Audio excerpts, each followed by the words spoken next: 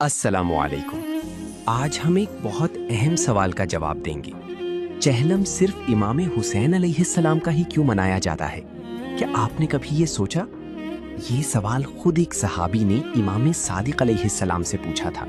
آئیں جانتے ہیں امام نے کیا جواب دیا۔ امام صادق علیہ السلام نے فرمایا، امت محمد میں شہداء کی دو اقسام ہیں، ایک وہ جو کفار کے ہاتھوں شہید ہوئے اور ایک وہ جو مسلمانوں کے ہاتھوں شہید ہوئے۔ جناب حمزہ، جناب جعفر یہ کفار کے ہاتھوں شہید ہوئے، لیکن امام حسین کو کلمہ پڑھنے والوں نے شہید کیا۔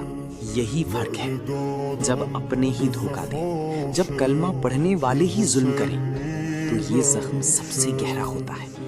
امام حسین نے اپنے گھر والوں سمیت قربانی دی، پیاس میں، تنہائی میں، دشمنوں کی نہیں، اپنوں کے سامنے۔ اسی لیے یہ شہادت سب شہادتوں سے منفرد ہے۔ چہلم ہمیں یاد دلاتا ہے کہ حق کا ساتھ دو، چاہے تنہا ہو جاؤ۔ امام حسین کا پیغام صرف ایک زمانے کے لیے نہیں، یہ ہر دور کے لیے ہے۔ اگر یہ بات آپ کو پسند آئی تو شیئر ضرور کریں تاکہ ہر گھر تک یہ سچ پہنچے۔ اللہ حافظ۔